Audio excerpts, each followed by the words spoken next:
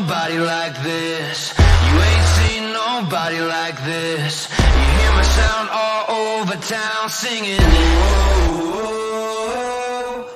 You ain't seen nobody like this. You ain't seen nobody like this. You hear my sound all over town singing. Whoa.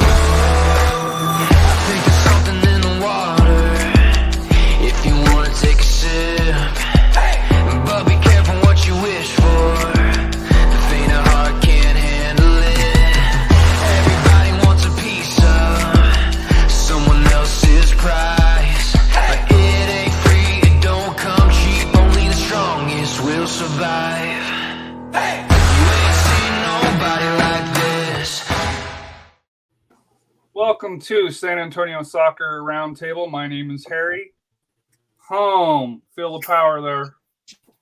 Oh, gosh. Cowboy fans, feel the power. We beat Jacksonville. You lost to Jacksonville, so that makes the Broncos better than the Cowboys.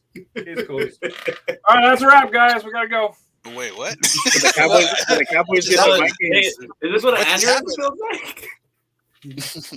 Yes, the Broncos. They're out of their 4 wins now. One of them is over Jacksonville, and they scored 21 points. Respectable. That's a high for the Broncos. Cowboys gave up 40 and lost. There you go. Robert, you want to tell us about your adventures with the Vikings and how I don't want to say they're soft. I won't go as far as who was it that called the Cowboys soft this week? But I want to say that we're the worst 11 and 3 team in the NFL history. Apparently, no, but I still believe it's just we have 11 wins and 1-score games. The 3 that we lost, we just got buried.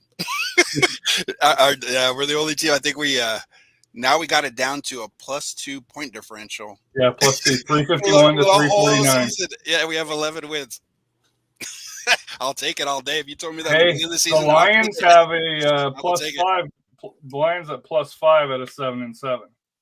So I'll take it all day. No, but it was an emotional roller coaster. But that's every Vikings game if you ever watch it. Every single one of them, what are they doing? Yes, great. Oh no. So it is what it is. Rafa, who's your team?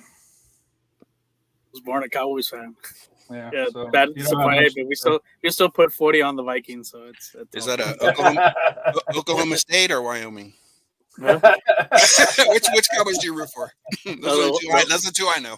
The ones in the Metroplex. And big game this week for the Cowboys.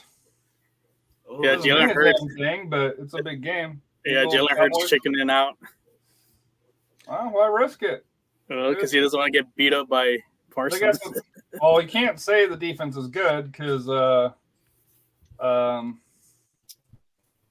allowed to have one bad game. What are you talking about? We've only lost 4 games out of the whole year. You should have lost to the Texans. But they still won. I still think the Texans scored on that third and 1. Why they didn't review it baffles me, but I seem to be the only one that saw that. So, but I am a Cowboy hater, so and I'm proud of it. Matt, you got an NFL team? Chiefs. Well, yeah, nice talking to you as well. They should have lost to the Texans too. Yeah, Chiefs freaking won. I think they already won the division, right? Yeah. Pretty sure. Yep, clinched division. I didn't keep up this year, so I don't know what's going on. They're 11-3 and cruising. That's all you need to know. Well, the Bengals owns them. That's their daddy. The mighty AFC West. You got 8-6 Chargers, which I didn't think is very good because I'm not a big. I don't like the quarterback as much as everybody else. The Raiders 6-8 thanks to the Patriots, and I'm a Bronco fan. Oh my God. I hated the tuck rule, but how they beat the Patriots was awesome. I think we can all agree to that. Outside of Edson, I'm not sure anybody really likes the Patriots. And then my Broncos, who they won without Russell Wilson. What does that say? They gave up all those draft picks for nothing. Yeah. What about the NFC South though? First place like 6 and 8. Yeah, 6-8 Tampa. That's miserable. Tampa, and everybody's in third place. 5-9 Carolina, 5-9 New Orleans, 5-9 Atlanta Falcons. You think Carolina would have done their fire sale if they'd have known they were going to be one game out? Sheesh. And I think Tampa did beat the Cowboys. I think so, yeah, they did. And they're most likely going to play Tampa again as the 5th seed, right? They'll most likely play Tampa in Tampa. Yeah, Tom Tampa Brady- will get the best wild card. That was before the divorce. Not after the divorce, Oh gosh. Yeah, he's gone downhill. So, speaking of that football and moving on to the World Cup here, what a game. Yes. Messi, Mbappe, just, outside of it being on Fox, I don't know if you could ask for a more perfect World Cup final. Rafa, your thoughts on the final, and I know you go into a lot more expertise than me, other than bitching about Lawless and Fox. So, yeah, that's why you watch it on Telemundo. Yeah, for sure. Fox. They need to send it back to ESPN and finally get rid of Lawless. I'm already tired of his crap. As far as the final, it was probably one of the best finals I've seen. Very dramatic. Back and forth. It was the final you were expecting to have. So, and the star players rose to the occasion. It just sucks that one of them, had to lose. PKs is kind of like the worst way to lose. If you're going to lose on the field, not on penalty kicks. But you got to give props to both Mbappe and Messi. They brought their A game in. But it looked like I said, Argentina looked like kind of the Indianapolis Colts. So they're going to choke. They basically choked. the Twice, and then and then two. I thought France was going to pull it off, and I think what happened in the beginning, I think Deschamps really kind of got it. I think the game plan wrong. They let Argentina kind of dictate the game too early, early on. They should have kind of taken that away, and I think maybe that'd have been a different result because he was real desperate when he made those two subs right before the half. Do you think there's anything to the illness idea? Because they're kind of like the first 75 minutes was just they were like lackluster, like they weren't there. Yeah, I'm thinking that whatever was going around, I think the flu was going around, and you can tell some of those players like Giroud just were not like even like Varane when he got subbed in the second half. He was one of the players that got sick, and he was all gassed out. So I think that did take a toll on them. Who knows? Like I said, one thing about France, you got to give props to them. They were missing a lot of their best players. Oh God, yeah, there's about 3 of them. There was about 3 or 4 of them. I mean, they were missing Pogba, Mbala, Conte, Benzema. I think if those guys are in that game, France would have won the World Cup. I don't think Argentina would have had an answer for those guys. But going into like the 2026, probably France is going to be the favorite. It pretty much has the team intact. And if you saw some of the younger players like Shonami and Kamavinga, and those are the ones that are going to. And then also with Mbappe, I think those are the group that's going to take it to the next one. And they're going to be.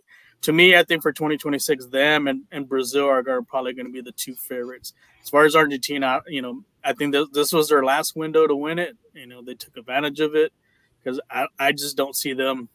They'll be they got maybe talent. They got talent, but they're not going to have that leadership, and that's the big thing. I think Messi, if you look at some of the World Cups, he didn't take that same leadership like Maradona did. Maradona had an edge.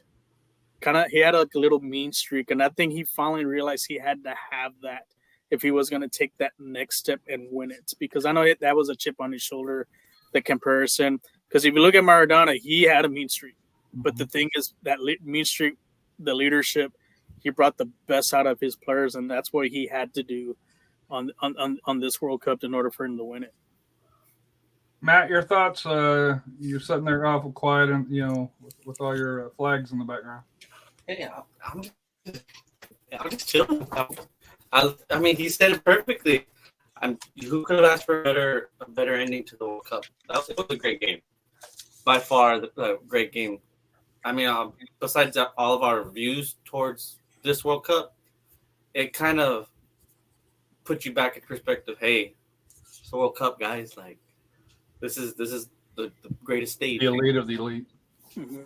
Yeah. So I gotta say it did keep me on my toes. Even though it was old, but I wasn't expecting Messi to come out. I was kind of praying on France, but it is what it is. Robert, your thoughts? My initial reaction to the game was like, as someone without a rooting interest, like kind of touched on it, but the first like 60, 75 minutes was just, it was utter domination. I was like, this is kind of not, it was kind of boring to be honest. Like I was like, Argentina's just literally dominating France. They had what, 0 shots on goal. And what made it interesting, as soon as they got that PK and then they got some live, that game just flipped on its head. It became emotionally charged and it was cool. And then the stars showed up. That was the neatest thing. Like a lot of times there's a lot of hype with these players, but they actually showed out and showed up. So that's actually a credit to them. It made it a super exciting final. Like I said, some of the reactions too, I kind of at the end, like watching like Andres Cantor react and just cry. Like you get, I mean, just some things like you can just realize how much it means to people. It's just there's just play after play, and the more you think about it, you're like, oh, you remember this, and then all of a sudden you jump to this, and it just because there's like the Martinez save at the end. God, that literally was the difference in the World Cup more than any other play in that game.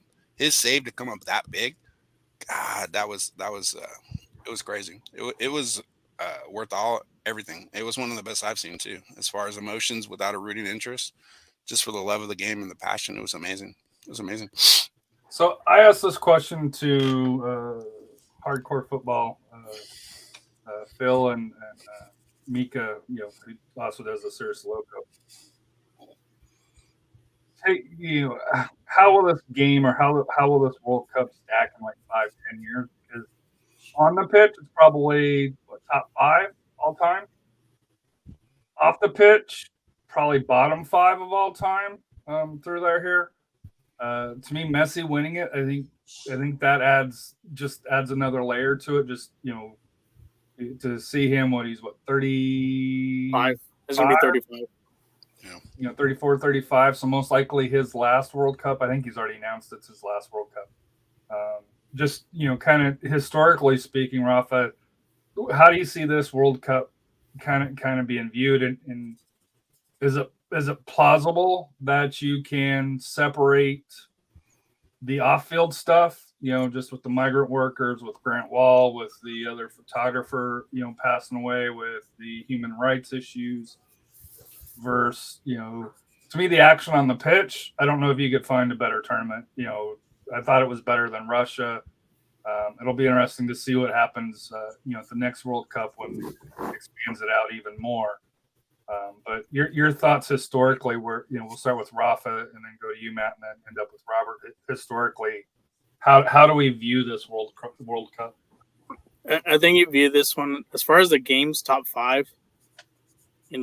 As far as World Cups, to me the number 1 World Cup is the '86 World Cup. That's probably my number 1 World Cup. But this one's probably more. This is top 5 with the games, especially some of the teams that surprise like Morocco. Who saw Morocco going to the semifinal, and that just shows also the progress of African soccer, that they're going to be in contention sooner or later. I think that was always the case. Well, when an African team ever win the World Cup, well, they have the talent to do that. Some thought maybe Senegal or Ghana or because I'm trying to think of Cameroon, because those have been your perennial powers. But I think Morocco's really found something, and now that they're sending more players to Europe, it's really, I think that's a big thing. More players from Africa are going to Europe, and that's helping them make those teams a lot stronger, especially when they play the African Nations Cup. And a lot of the players also gaining experience playing like a Champions League or Europa League. It's just helping them spread the game too. Plus, I think also they're investing in it more, and also to see other countries, like I said, like Australia to get in, Also like Japan and South Korea. Still, Japan was very solid. Yeah, Japan, very disciplined team. Same thing with South Korea, discipline. So you can see that from the last World Cup, the game has elevated as far as the talent. Yeah. It's really elevated from that, because the last one you didn't really see it. This one is all the games were very competitive, except for a few of them. There were some blowouts, but it was most of the majority of them were very competitive. Minus the Qatar team. Yeah, they get there by default. Yeah, but and then you're also seeing, some of the rise of some of the teams that didn't make it, like the Netherlands, who didn't make the last World Cup. They made a statement, even though they lost. They came back, lost some PKs to Argentina. They made a statement that that was a feisty game too. Yeah. And they made a statement, and I think they're gonna be one of the favorites going in. They have a young team, good mixture with some veterans, and I think that's a team to look out for. But then you saw some teams that were great that just kind of fell apart. Germany, because Germany, Belgium, that's. But like I said, there's always always an opportunity to restart a new golden generation. So it's going to be interesting going into 2026. Who are going to be the favorites? I mean, even like with the U.S., has the talent. Are they going to be able to make that jump to not as really the quarterfinals, but to that semifinal? Because they have the talent to go to there. But do they have? I think going back, do they have the coaching? And that's something they're going to have to. That's a show with Royce. We won't get into USA and Mexico too much tonight. Oh, Mexico's a clusterfuck right now. But they're gonna. But honestly, I think they are looking at themselves in the mirror. They're gonna fix some things, and hopefully they do get the right person. And then in the Liga MX, as far as the owners, they start to realize, hey, we need to fix this problem now, because it's in 3 years we're back at it. And I think the first test is going to be that Copa America 2024, which I know we'll discuss later on. But like I said, there's a lot of things a lot of these teams need to look for. Plus, now it's going to be 48 teams, and you're going to be in groups of 3. So if you have one bad game, that could be groups of 4. Okay. Reports that came out today: groups of 4. Okay. Top 2, and then the 8 third place winners, I think, gets you to that 32 teams. For here, that's the path. Just, I think everybody saw how that final day on the match days and all the drama that came through. If you have groups of 3, you don't get that. And for the TV, you got to have that fourth match. That second game, so that's good. That's good to hear, because if it was the groups of 3, if you have one bad game, you're basically out. So so now with the groups of 4, the top 2 got through. Yeah. So to me, a 3-man group for a World Cup isn't ideally. Matt, your thoughts on the World Cup historically? Sorry to catch you mid-drink there. No, that's good. Hey, it's been a while. I mean, to me, like Rafa said, top 5 on the pitch, off the pitch. I mean, all the rumors that you heard and everything going on, not the greatest. But exactly how it's been said. A lot of great teams showed up. A lot of mind blown, like mind blown games that happened, and it still kept you on your toes no matter which way or who you saw playing. It kept you on your toes. So I enjoyed it towards the end. I know a lot of us didn't go into it, but I enjoyed it this year. It was all right. Robert, your thoughts? I would say, like, historically, I mean, on the pitch, it was fun. Like, it was the coolest thing is waking up every day and be able to watch 3 or 4 soccer games. I mean, it was amazing. Like, it was great. I found myself waking up from USL to World Cup to holidays. I was waking up. To worry about the next one. Like literally, there's times I was waking up just like, oh, I gotta go to the restroom. Oh shoot, there's a game on. I'd try to watch it and then fall asleep. Like like halfway through, I couldn't get through it. But like, no, I mean, on the field was great. Off the field, I mean, you guys have all touched on it. There was a lot of issues. I'm just curious to see for future bids. I know money talks. That's the reality of the world. But like, does it put a stain on it ending up in that same general region going forward?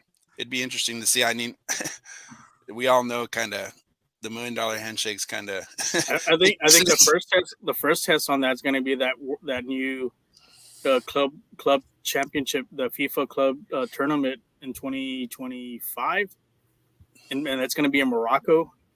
Ooh, That's going to test to see if they're going to. Oh, isn't that this year? No, I think it's in 2025. I think or 2024. Well, it's actually replacing the Confederations Cup. So I think it's 2025 because I think the 2022 Club World Cup, February 1st to 11th, is in Morocco. Yeah, but the big one, there's going to be the 32. Oh, okay. Yeah, the 32 team one. That's going to they're having it in Morocco, so that's going to save if the 20 after 2026, the 2031 will be in Africa. I still think maybe needs to be like in Australia. I think that'd be a good, since they're having the women's one down there, it makes sense to have one there in in that neck of the woods. But as far as the Middle East team, I just don't see anywhere else. I think people were not happy about having a World Cup during near the holidays. Yeah, that didn't really affect it. But it affected the players. Well, it brings up to this here where Darius, interesting aspect is this World Cup players should be a little bit more fresh due to only having a few months of club season rather than a full season done prior to the summer World Cups here. And you're seeing that kind of with, the pause in the major leagues or the major European leagues of soccer. How do you kind of see that playing out as far as, we'll kind of do our club soccer first because there is, one subject that happened during the World Cup. Former Real Madrid player Cristiano Ronaldo going for the money over to the Middle East as well. But your thoughts on how the players playing middle of the season, number one, affected the World Cup. Number two, is that really going to impact the season going forward for these clubs? I think it did. Some of the star players, like look at Sane from was it Senegal? He didn't get to play. Senegal, yeah. He probably would have been a key factor going into with that team. Same thing with Benzema. But you're seeing already EPL starts the 26th on Boxing Day. Mm-hmm. La Liga starts on the 30th. I saw Real Madrid's going to play Valladolid. So they're doing a quick turnaround. I saw pictures of some of the Real Madrid players that were part of the World Cup, like Valverde, Hazard. They're already back in Madrid, already training for these games. And, is that a good turnaround for those players? Probably not, because, they don't really get that Christmas break to kind of rest and so forth. I think FIFA really needs to kind of look, money talks on anything, but I think if you want quality soccer, you need to give some of these players a good amount of space of time to get your money to work. And avoid injuries like that. It seems like there's a lot of big stars that kind of came up lame right before the Cup or made decisions like, let's not do it because of, protecting their future. So that's going to include the World Cup on the men's side. I think the women's World Cup is this summer, right? Yeah, it's this summer.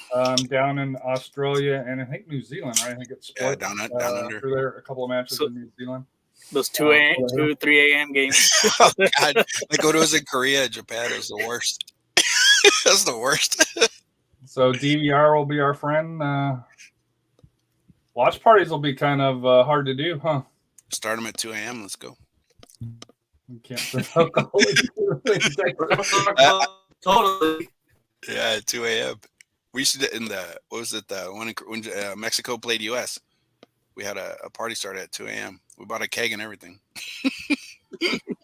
So, speaking of news out of San Antonio, this was dropped today. The Star. Thoughts? It's great. I'm wondering if they just going around. They had another picture and it was black. Yeah, that was the other one that threw me off a little bit. That's the official one, I think, because it's on the gear. Yeah. They do have the other one. Here, I can go to it. Am I going to be able to take my jersey to Soccer Factory and get the for $45? $45. $45. They'll do anything for $45. Hey, Yeah, I actually asked him about. today. There's- I asked him about Morocco. Matt, it's Portugal. almost anything, buddy. Hey, I don't care, man. A-night underscore 210 2 a.m. watch parties in a random warehouse. Hey, I'd be down Yeah, let's do it. until the police pull up somewhere. So speaking of San Antonio FC, since the last time we've talked, there has been some player movements, positive and negative. Signing back originally on our last show, we had Abu, Tainer, PC, Maloney, Dillon. Since then, David Larrera, Ignacio Bologna, Shannon Gomez, Fabian Garcia, Carter Maloney. And to me, Jordan Farr, multi-year contract going out. Beckford, he went back to Colorado Springs. Salmon Dinner, which was on loan to Seattle, he was traded to St. Louis City, so I think that pretty much sticks a nail on any dreams of him coming back. The MLS schedule came out today, and St. Louis City will be playing Austin the first match of theirs. So Go St. Louis. yeah, I wouldn't mind seeing that.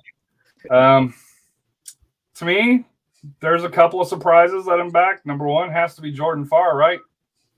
Without a doubt. I'm not surprised. I'm excited. I'm not shocked. How are you not surprised? Oh my God, Jordan Farr, not only on the field but off the field, he's made an impact. Like he's an asset, not just to the team on the field, what he brings, but to the community. Right. Like for him not to do, for them not to would be foolish. It's not about San Antonio signing him. It's about him not getting the opportunities in a larger league. I'm just surprised St. Louis didn't try to sign him if they're an expansion team. You would think or any of them. Yeah. Not that I want him to go to Austin, but Austin's backup goalkeeper went to Houston.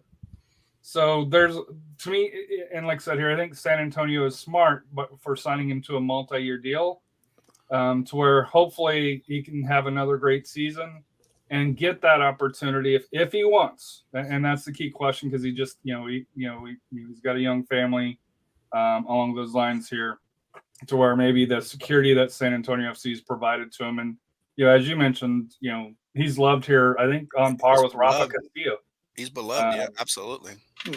As far as he's at that level already in the soccer community, Rafa, Farr, and, there's probably one or two others out there. PC, would be right up at the top there as well. So I understand why he's staying.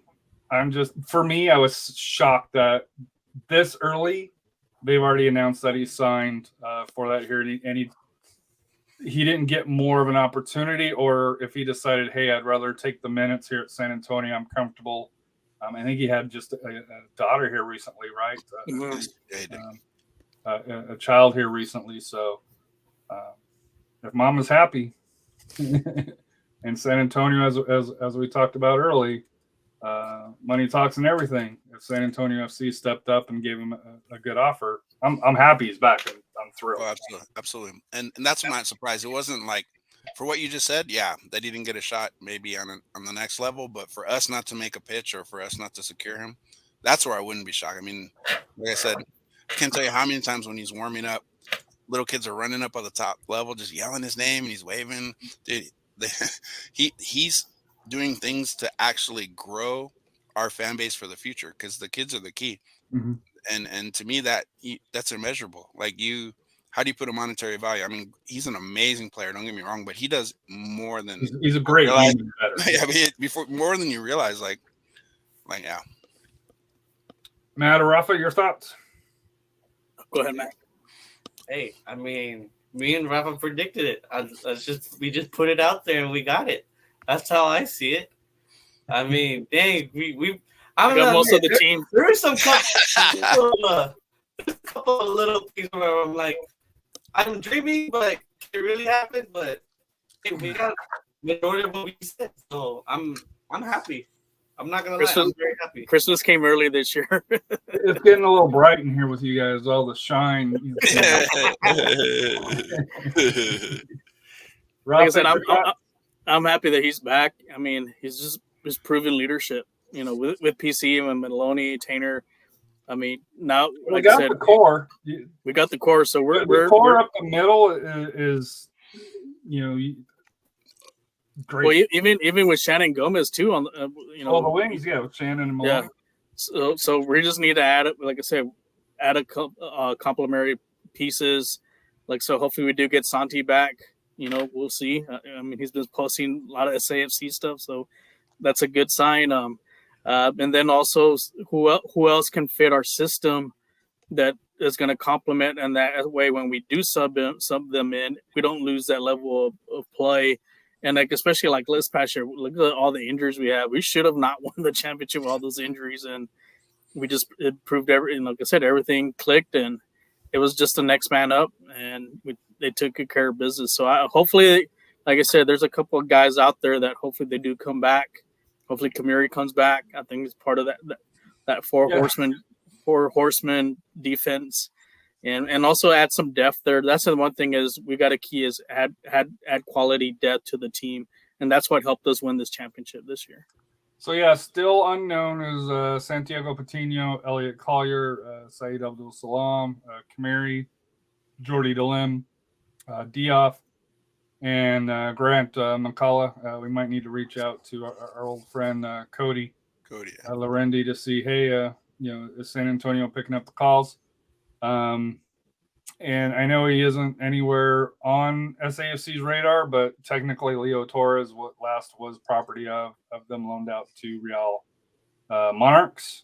So it'll be interesting to see where he turns up. I know he wasn't on last year's team, but technically by the letter of the law, he was on San Antonio FC's books because he was loaned out. Well, let me ask you this question: do you think Leo Torres fits the system with this team? At this point, I don't think he's got talent. If he wasn't playing regular for Real Monarchs, because there are some other players I talked to. Like I said, I did talk to somebody. Hopefully, we'll have him on the show.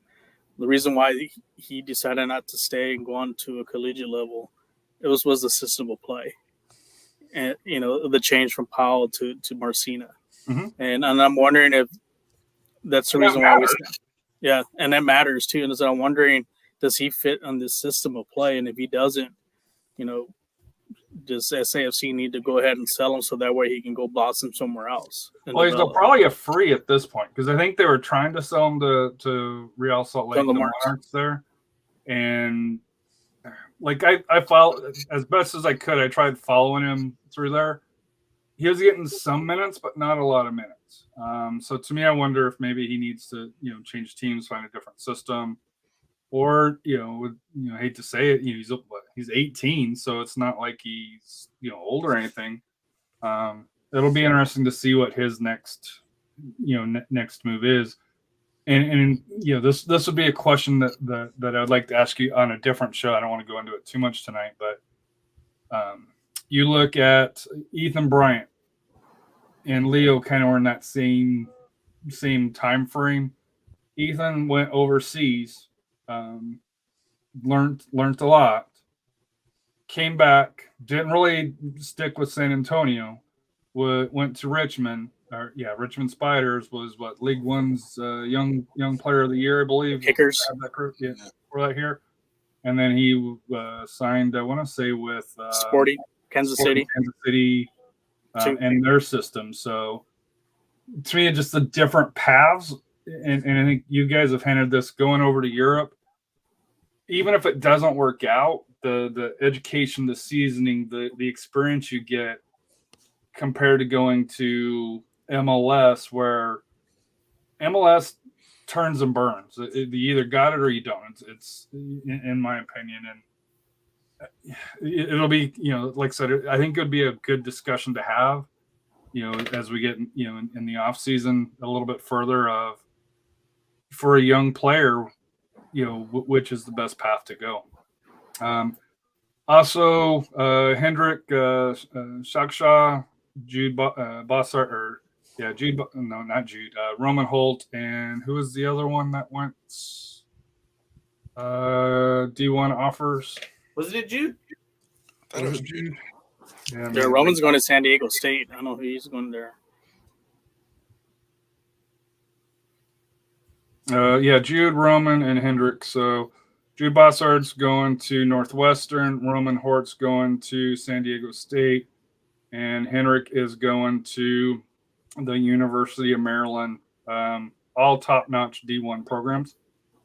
Rafa, your thoughts? I know you kind of deal a lot more in the college game and the recruiting along those lines for that here. Having 3 players from SAFC Pro Academy go to D1 schools, successful, not, how do you rate that? A lot has to do, maybe they probably felt that they weren't able to kind of crack into the first team. So this is a good path for them to get the playing time, develop more.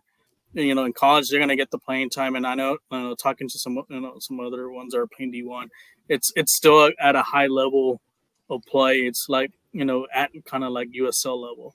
It is still physical, and so it's going to prepare them. So hopefully, like I said, once they graduate and if they do success over there, like in Maryland, San Diego State, or Northwestern, that they end up getting picked up somewhere. Or maybe they do come back. And like I said, maybe they do come back after graduation, or they leave early. But it's just great opportunity for them. Plus, they're going to some schools that are academically well, too. So they're going to get good education as well. And the other one that didn't sign is Kyle Levry, and I'm wondering because he was only 16. Yeah, he's not ready. He was a junior, depending on when his birthday was. Some of them need to develop physically, too. Like, it's not just so much they just need to get bigger. Like, you saw them at times when you're watching them against the men, you could tell that they were. Hey, I just saw skeletons. When you watch the feeder kickers against us, like some of those were kids, little kids. You could tell the difference. Well, when you're speaking about that development, like the player, one of the parents, father I talked to about a player that used to play at SAFC, he said that he gained about 25 pounds of muscle. Yep. In the college, because he knew it was a very physical game, and so they're gonna get all that. A lot of these programs have top-notch facilities, so you probably see them a lot. Maybe it's a little more bulkier, faster, but more also physical. Mature, though, like some of them mature, they're gonna hit growth spurts. Mm-hmm. Yeah. So next topic, the USL came out with their format, conference alignment, 12 on 12 for it here. So in the West, Colorado Springs, El Paso, Vegas, Monterey Bay, New Mexico United, Oakland Roots, Orange County, Phoenix, RGV, SAC, San Antonio, San Diego out east, Birmingham, Charleston, Detroit City, Hartford Athletic, Indy, Loudoun United, Louisville, Memphis, the Miami FC, Pittsburgh FC, Rowdies, and FC Tulsa. So interesting on this here. 12 teams are going to play home and away in your own conference. And then you're going to play one team from each of the from the East. It'll be broke up 6 home, 6 away. I gave you guys some homework. Royce, he couldn't be on the show tonight.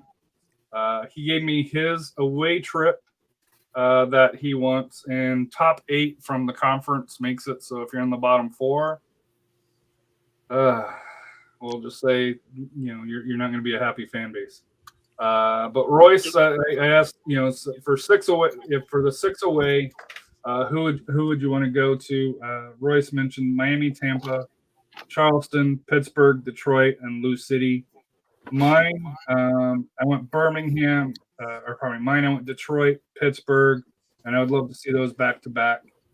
Lou City, Tulsa, Charleston, and Loudoun United, because we played Loudoun United here. We played Charleston here. And we played Detroit City here. Although I want to go to Detroit City to experience that fan environment. Robert, you got yours? Your you'd like to go see? Yeah, definitely. My away were like Lou City, Detroit, Miami, Birmingham, and I had Tulsa as well in Pittsburgh. Those are the ones that kind of stuck out to me. Lou City for the atmosphere. I mean, when they came here, Well, I've been to the old one when I went there one time on a trip. But I want to see the new one. I want to see the new one. I want to see Glen Family Stadium. Yep. And to be fair, I mean, the fans that came, they were pretty, inviting, welcoming. So to me, it leads me to want to go out there and kind of check it out. And like Detroit, like you said, the atmosphere.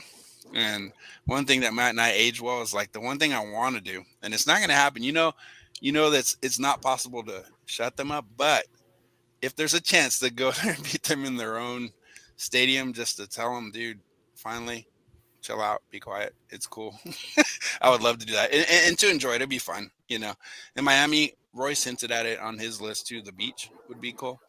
It's just going to Miami. I kind of threw that one in there as the last one, but the fan experience doesn't seem like it'd be they have like 800 to 1,000 people that kind of, there's maybe like one or two jerseys sprinkled in are those people casual or do they care? Who knows? But, in Birmingham, just to go check it out, give Kayla a hard time while we're out there, maybe meet up with them and say hi, And Tulsa, I just thought the proximity, it's so close, there's a chance that it'd be an easy road trip, but those are the ones that stuck out to me.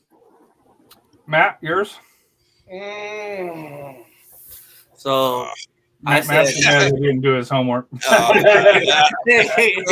doing all the fly right now. We can retest. Stay in class. So, no, I did mine a little bit. So I would say would be Detroit. Allen, that's my homework.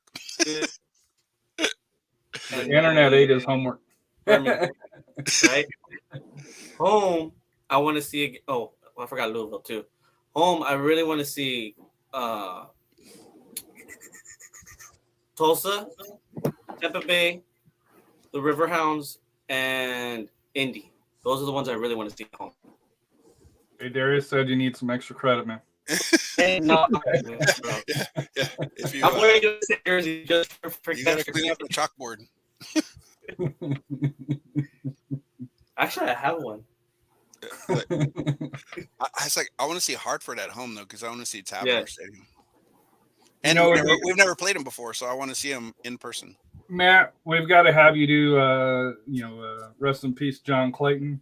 But we need to have you do that John Clayton bit where he does his little show and then, he gets off and the heavy music comes on. I'm done, Mom!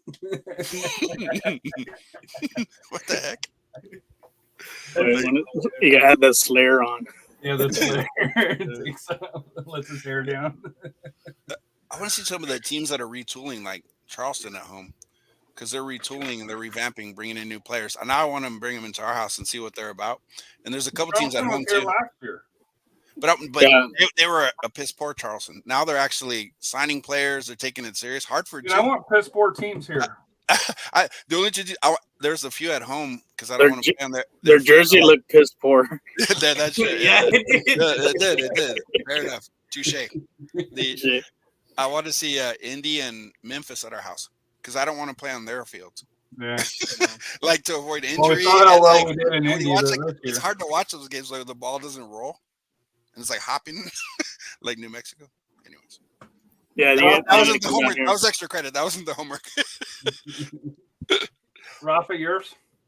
I kind of like for away, kind of like I'm kind of a little traditional. Like you came our place, we go to your place. Like at Detroit, at Louisville, at Memphis. Hopefully they get a better stadium. We don't play no baseball fields anymore. Tulsa, Loudon, and it'd be cool to go up there, like in the Maryland area, and also Charleston. I heard Charleston's a real nice place to visit, especially in the summer if you're into the humidity. So home, like so. Hoping for Miami, Tampa. That'd be a good. I think we're going to see Tampa come down here. Same thing with Indy, Hartford. Like I said, you can see Tab Ramos and Pittsburgh. And it was fun seeing them play the first time. Houston to see Tab Ramos, right?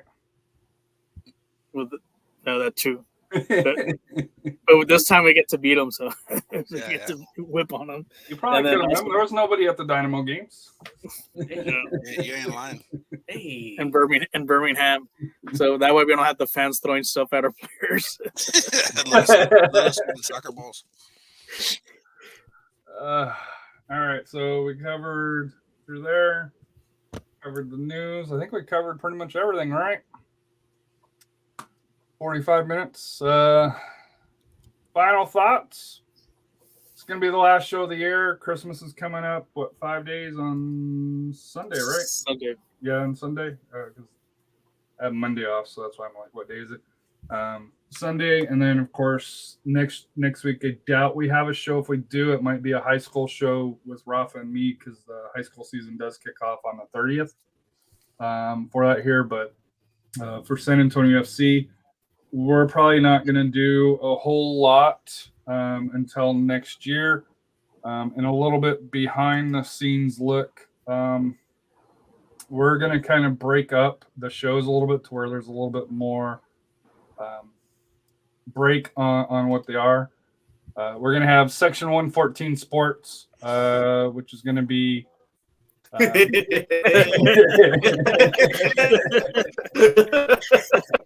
No, sir.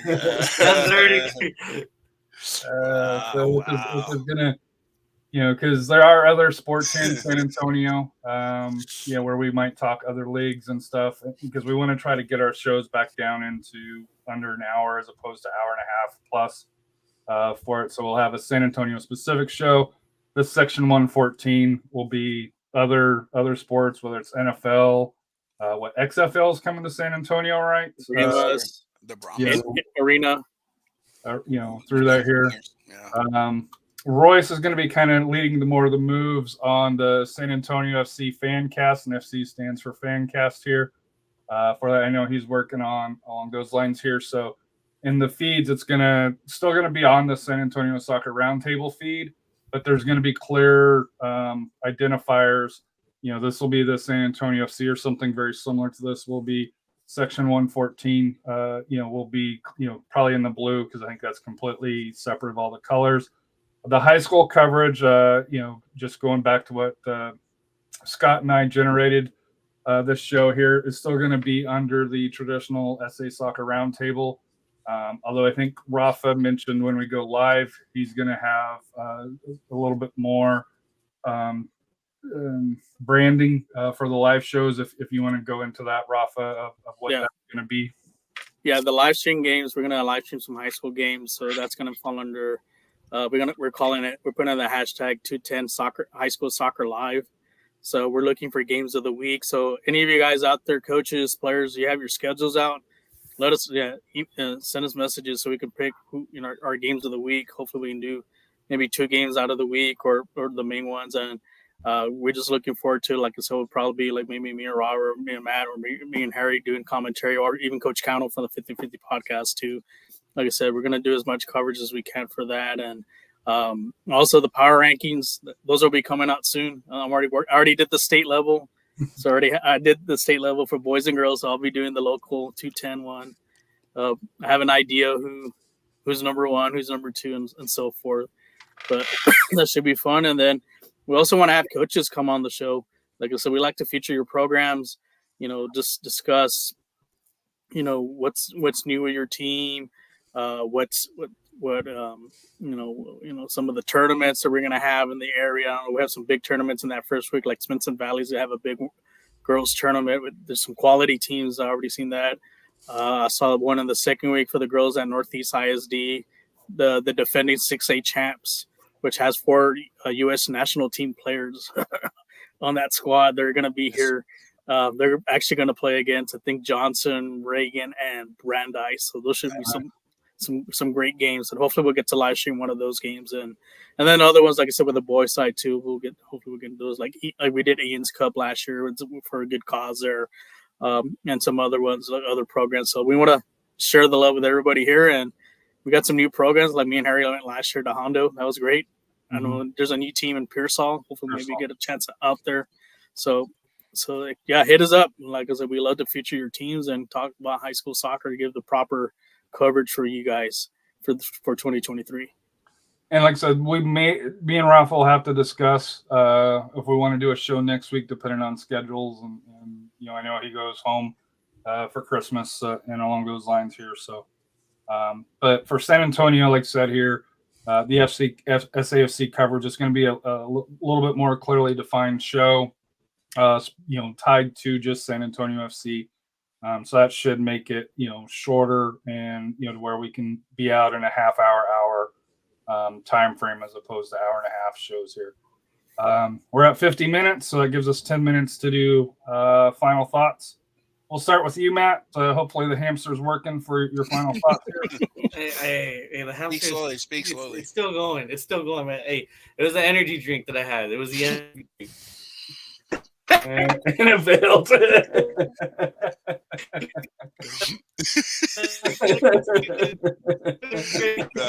You killed me there. I'm just glad we finally got our star, man. That's what makes me happy, man. We got our star before the. I ruined my homework. Thanks a lot, pal. we got our star before Christmas, though. I'm thankful for that, man. Robert. The biggest thing is, Christmas coming around. Love your family. Enjoy everything. Be thankful for what you have, because you just never know. Nothing's guaranteed. The situation with Wall. I mean, you just never know. You just never know. So, it's good having friends, family. Lean on them if anything's going to the point where you don't feel, you have an option. Make sure you reach out to someone. There's got to be someone to help you out. Harry's posted like the line to call as far as, suicide awareness. It's important. And on a less serious note, like Skull Vikings. I heard go Broncos. Let's hide is what you thought you heard. No, seriously, He's gonna have to debut that thing you're getting them for. Yes, absolutely. No, but I really enjoy it. Like I said, I'm looking forward to the season. Looking forward to the star, lining up my tattoo. We got this. I'm gonna add but I gotta center, if they got a second star, I gotta figure out the tattoo, the placement, because they're gonna slide it. Okay, but let's not worry about that. We're running it back this year. We know. Yeah, that's the thing. Is I gotta slide the star. How do you do it when you got a tattoo? Shit. No regrets. No regrets. No regrets. I always wanted that tattoo. I got talked out of it. See, I thought about getting a tattoo, because I've yet to have one. Don't think about it. Just do it. The problem is I know the second I get the SAFC one, the next day they're going to be, we're shutting down. Nah, no, we're not. It doesn't matter. I don't mess with it now. Welcome, get it. Let's do it. That's a bad attitude. Just do it, and then you got a story after that. Are you going to get the Russell Wilson one? Do it. Number 3. If you get that, I'll get Herschel Walker. How's that? Herschel Walker trade, same concept. Oh, that was horrible. Not as political stuff. We'll throw that as Rafa and Matt were extremely happy with that trade. But I think that was the last time they made the Super Bowl, right? Was the Herschel Walker trade? No. That was the beginning of the whole process. No. Right, but you guys haven't won one since the 90s, right? 96. It was because of us. Right, that's what we're saying.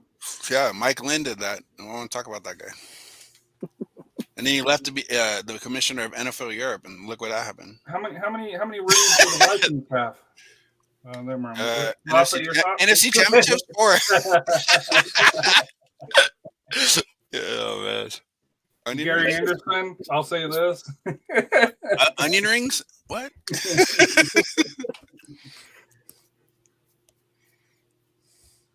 Rafa? Not okay. Final thoughts. Like I said, just want to wish everyone, you guys, happy, Merry Christmas, Happy New Year, be safe. Stay bundled up. It's going to be cold. Hopefully the grid's still working on Friday, Thursday night, Saturday. And like I said, just watch, take care of families and stuff, just be there for them. And just looking forward for 2023 to see what's going to come up, especially with, high school SAFC, the new shows. Those should be fun. Going to be some good laughs on those, especially with the 114 show. And like I said, just ready to rock and roll. So look out for us. And also follow us on Instagram. We have a new Instagram page, so we're starting to see new followers on there. So we'll be posting a lot of now that I have a camera, we can take pictures and stuff on some of the games, and then we'll feature some of the events we go to, especially like the tailgates and all that. We'll take pictures of those, feature the fans and so forth. And then we did create a Discord channel as well, because Twitter may or may not be around, or you may or may not want to be on there without getting into that heavy subject. But through here, did you have anything else, Rafa? Like I said, I'm trying to think. And like I said, school's just I'm gonna be out on Thursday. I'll be on, I think, the 50-50 podcast. So reach out to me there. I am gonna unveil my RFIs or RPIs, the Rafa Power Rankings for the state level for boys and girls. The girls on the list was a tough one.